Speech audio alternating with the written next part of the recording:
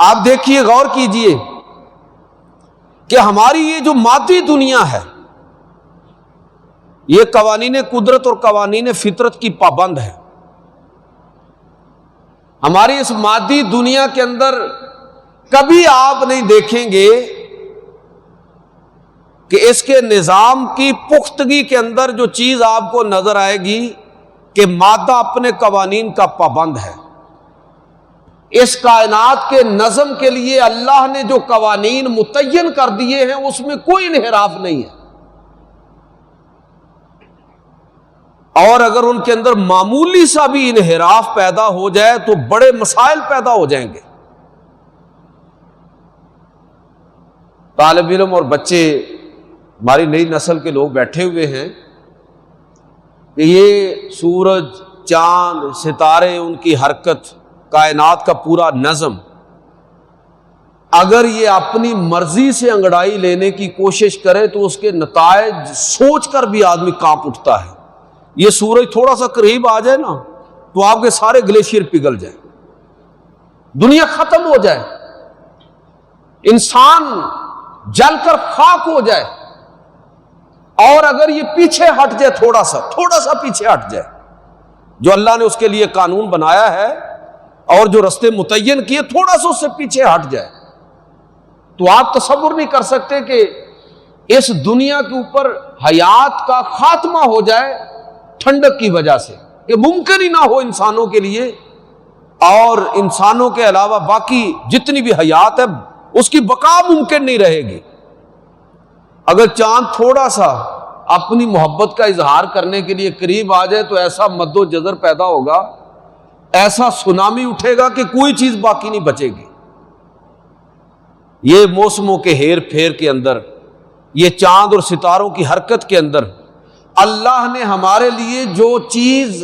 نشانی کے طور پر رکھی ہے، ان میں سے ایک کی طرف میں آپ کی توجہ دلانا چاہتا ہوں کہ اس کائنات کا نظام صحیح اس لیے ہے، مستحکم اس لیے ہے کہ یہ ان قوانین قدرت اور قوانین فطرت کے مطابق چل رہا ہے جو اللہ نے اس کے لیے طے کر دیا ہے۔ اگر اس میں تھوڑی سی بھی گڑبڑ ہو جائے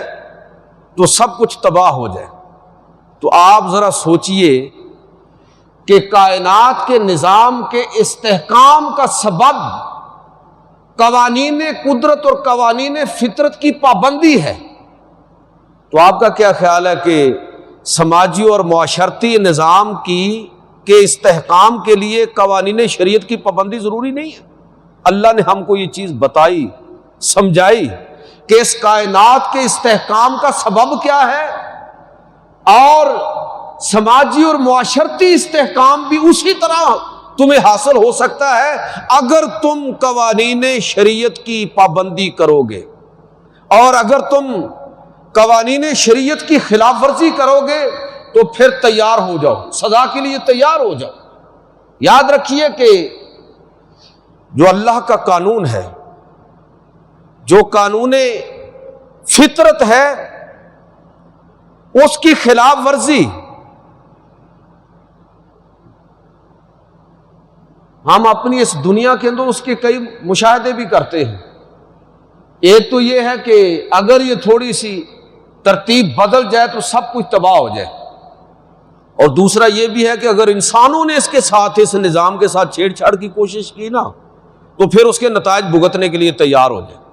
آپ دیکھ لیں یہ گلوبل وارمنگ کیا ہے، اس مہینے کے اندر بھی کبھی اتنی گرمی پڑتی تھی، 2050 تک دنیا کس خطرے سے دوچار ہوگی ہمیں دنیا سائنٹسٹ بتا رہے ہیں کہ اگر اسی طرح انسان چلتے رہے اور قوانین فطرت کے ساتھ چھیڑ چھاڑ کرتے رہے تو اس کے نتائج تباہ کن ہوں گے۔ ہم نے پانی کے جو زیر زمین آبی ذخائر تھے ان کے ساتھ چھیڑ چھاڑ کا نتیجہ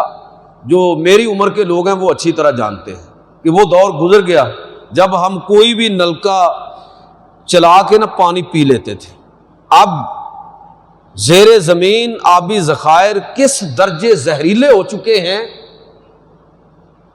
یہ قوانین فطرت کو چھیڑنے کا نتیجہ ہے۔ یہ جو فضائی آلودگی ہے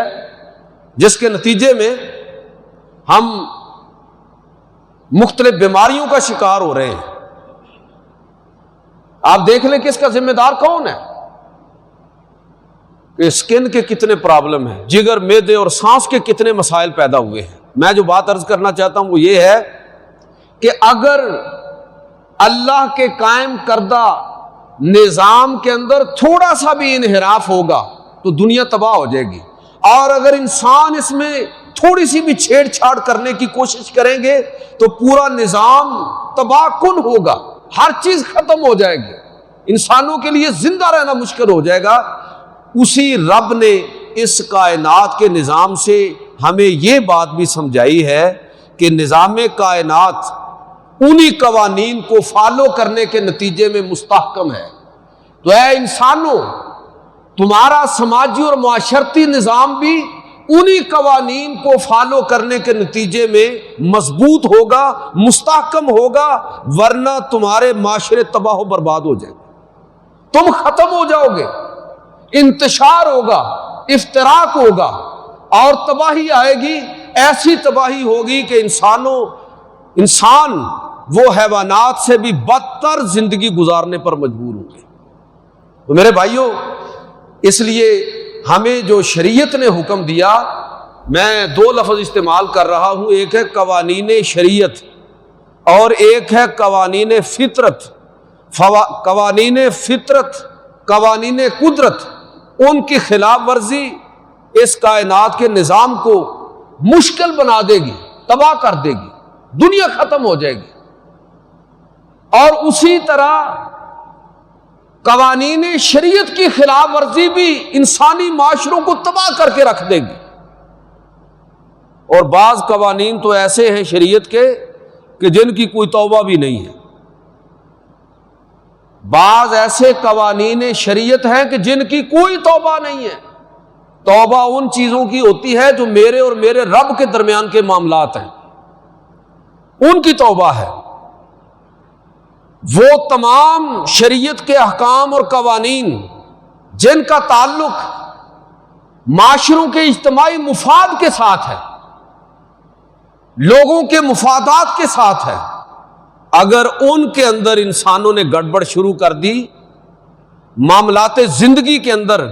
قوانین شریعت کو نظر انداز کرنا شروع کر دیا، تو پھر تکڑے ہو جائیں، تیار ہو جائیں، پھر معاشرے تباہی کی طرف چلے جائیں گے، انتشار ہوگا، افتراق پھیلے گا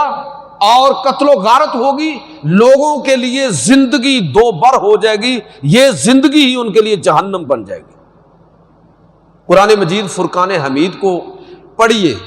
تو یہ بات ہم پر پوری طرح واضح ہو جاتی ہے کہ انسانی معاشرے اسی وقت صحیح معنوں میں ترقی کرتے ہیں جب انسان بنتے ہیں۔ انسان حیوان نہیں بنتے، انسان بنتے ہیں۔ اور انسان کیسے بنتے ہیں کہ جہاں پختگی کی ضرورت ہے وہاں وہ پوری طاقت کے ساتھ کھڑے ہو جائیں، جہاں نرمی کی ضرورت ہو چشم فیض بن جائیں، جہاں ڈٹنے کی ضرورت ہو پہاڑوں کی طرح کھڑے ہو جائیں۔ جب انسانوں کے اندر یہ اوصاف پیدا ہوں گے، ان اخلاقی قدروں کو وہ اپنائیں گے، تو پھر وہ معاشرہ جو ہے وہ ارتقاء کی طرف جائے گا۔ قوانین فطرت، قوانین قدرت، قوانین شریعت ایک ہی چیز ہم کو بتا رہے ہیں کہ اگر دنیا کے نظام کو تم قائم رکھنا چاہتے ہو تو پھر تمہیں قوانین شریعت پر عمل کرنا ہوگا، قوانین شریعت کو اپنانا ہوگا۔ یہ ایسی چیزیں نہیں ہیں کہ جن کی توبہ کر کے ہم فارغ ہو جائیں۔ سارا ملک لوٹ کے کھا گیا کوئی بندہ اور بعد میں حج کے لیے چلا گیا کہ یا الہی معاف فرما دے، آئندہ نہیں کروں گا، کوئی توبہ نہیں ہے۔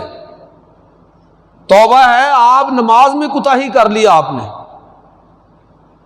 ذکر اذکار تلاوت میں اللہ کو یاد کرنے میں کوئی غفلت ہو گئی ہے، یہ یہاں توبہ کریں گے نا ہم، اللہ اس کو معاف بھی فرما دے۔ جو معاملات اجتماعیت سے تعلق رکھتے ہیں، انسانی معاشروں کے ساتھ تعلق رکھتے ہیں، جہاں وعدہ پورا کرنا تھا وہاں وعدہ خلافی کر دی، جہاں دیانت کا حکم تھا وہاں بددیانتی کا مظاہرہ کیا، جہاں امانت کا خیال رکھنا تھا وہاں خیانت کر گزرا، اور جہاں اس کو دوسروں کو معاف کرنا تھا، عفو درگزر سے کام لینا تھا، وہاں وہ انتقام لینے پر تل گیا۔ ایسا معاشرہ جس کے اندر رویے اور کردار اس انداز میں سامنے آئیں گے، وہ معاشرہ انتشار کا شکار ہوگا۔ میرے بھائیوں، اللہ رب العزت نے قوانین فطرت کے مطالعے کا ہمیں جو حکم دیا ہے، کائنات کا مطالعہ کرنے کا جو ہمیں سبق دیا ہے، اس آئینے میں ہمیں سمجھایا ہے کہ دیکھو، تم نے اگر اپنے سماج کو مستحکم کرنا ہے، اپنی زندگی کو اگر تم نے آسان بنانا ہے، پرامن معاشرہ قائم کرنا ہے، تو بس پھر چلو ان قوانین کے مطابق جو اللہ نے اپنے پیغمبروں کے ذریعے، اپنے نبیوں کے ذریعے انسانوں کو عطا فرمائے ہیں۔ تو